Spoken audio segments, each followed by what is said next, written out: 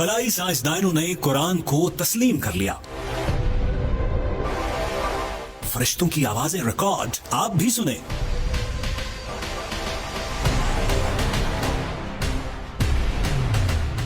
خلائی ادارے نے واقعہ معراج کی تصدیق کر دی. اللہ پاک ہی ہے جو انسانوں کو علم عطا فرماتا ہے، کائنات کے کئی راز افشا کراتا ہے. جوں خلا میں تحقیق کرنے والے سائنسدان ستاروں کے جہاں میں داخل ہوتے جا رہے ہیں، انہیں آخری آسمانی کتاب قرآن پاک کی ایک ایک آیت پر یقین کامل ہوتا جا رہا ہے. خلائی سائنس پر کام کرنے والے ادارہ ناسا کے سائنسدانوں کے پاس کائنات کے ایسے راز افشا ہو رہے ہیں کہ ان میں بیان کرنے کی ہمت پیدا نہیں ہو رہی ہے. ایسا ہی ایک راز اللہ کے فرشتوں کے بارے ناسا کی ابتدائی تحقیق میں سامنے آیا ہے، جنہیں انتہائی جدید اور انتہائی حساس آلات سے ریکارڈ کیا گیا ہے. جس کے بعد انہوں نے واقعہ معراج کے بارے آخری نبی صلی اللہ علیہ وآلہ وسلم کی احادیث پر ریسرچ شروع کی تو تصدیق ہو گئی کہ وہ خدائے یکتا ہی ہے جو کل کائناتوں کو چلا رہا ہے. خلا نوردوں اور خلائی سائنسدانوں نے خلا میں جو مختلف آوازیں ریکارڈ کی ہیں، انہیں جب جدید آڈیو لیبارٹریز میں سنا گیا تو ان کے دل دھڑکنے لگے. وہ بے اختیار اللہ کی شان بیان کرنے لگے. انہیں محسوس ہونے لگا کہ کسی مخلوق کی اتنی بڑی تعداد کیسے ہو سکتی ہے جو ریت کے ذروں کی طرح ان گنت ہے اور وہ جیسے اللہ کا ذکر کر رہی ہو. یہ آوازیں کیسی ہوں گی؟ آپ ذرا رکیے، ان آوازوں کو سننے سے پہلے احادیث کے حوالے سن لیجیے. احادیث میں روایت ہے کہ آپ صلی اللہ علیہ وآلہ وسلم نے فرمایا، جب میں عرش کی طرف جا رہا تھا تو خلا میں 2 انگلیوں جیسی بھی کوئی جگہ خالی نہ تھی جہاں فرشتے نہ ہوں، اور ان تمام فرشتوں کا کام ہر وقت اللہ کا ذکر کرنا ہے. یہ اسی ڈیوٹی پر مامور ہے.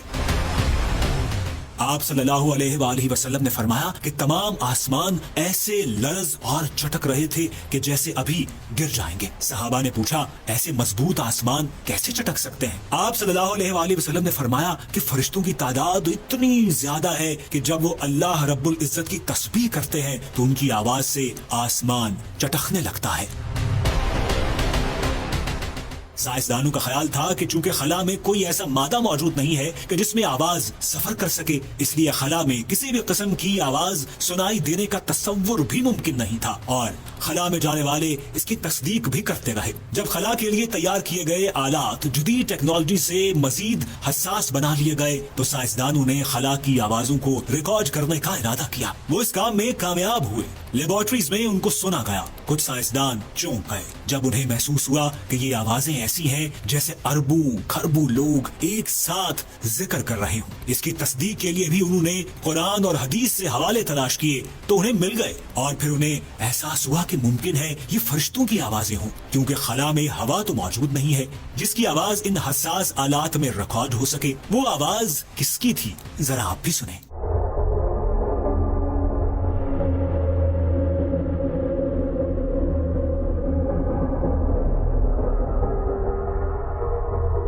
آپ اس آواز کو دوبارہ سنیں تاکہ آپ کو بھی اس ویڈیو کے آخری حصے میں تصدیق ہو سکے.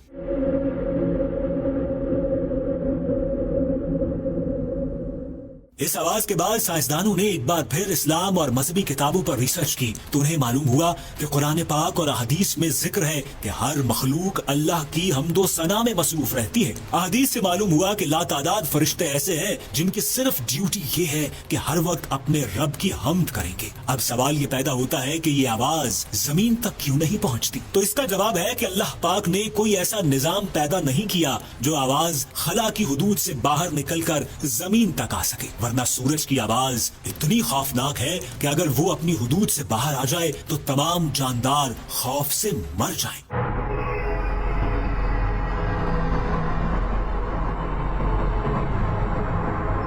آپ ثبوت کے لیے سورج کی آواز کا انتہائی کم ترین حصہ سن کر اندازہ لگائیں تو معلوم ہوگا کہ اگر ایسا ہے تو پھر دوزخ کی آگ کی آواز کتنی خوفناک ہوگی.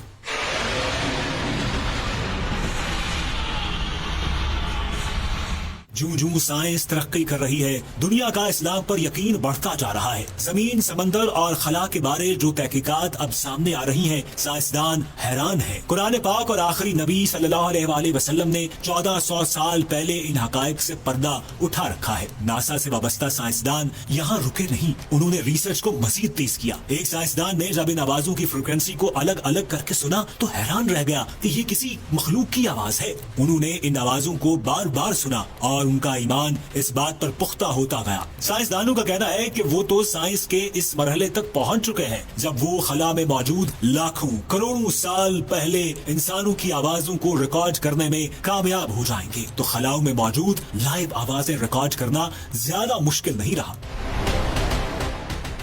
علماء کرام کا کہنا ہے کہ قرآن پاک میں اللہ پاک نے کائنات کی ہر چیز پر غور کرنے کا بارہا ذکر کیا ہے. دنیا بھر کے سائنسدان اللہ کی طرف سے دی گئی اجازت کے تحت کائنات کے اسرار و رموز پر غور کرتے ہیں اور اللہ پاک انہیں اتنا ہی علم عطا فرمائے گا جس میں اللہ پاک کی رضا ہوگی. اس کا مطلب ہے کہ اگر اللہ پاک خلاؤں میں موجود آوازوں کو سنوانا چاہے گا تو سنوائے گا. علماء کا کہنا ہے کہ اللہ پاک کا قرآن میں ایک ایسا فرمان ہے جس کو پوری دنیا اپنی آنکھوں سے لائیو دیکھتی ہے. قرآن میں اللہ کا فرمان ہے کہ بعض سیارے ایسے ہوتے ہیں جو عالم بالا کی حفاظت کرتے ہیں. ان کی ڈیوٹی یہ ہوتی ہے کہ یہ عالم بالا میں جو فیصلے اس عالم کے بارے میں ہوتے ہیں شیاطین کو ان کے بارے میں معلومات حاصل کرنے سے روکتے رہتے ہیں. جب بھی کوئی شیطان عالم بالا سے کوئی راز چرانے کی صحیح کرتا ہے تو شہاب ثاقب اس کا پیچھا کرتے ہیں اور ان کو مار کر ہانک دیتے ہیں.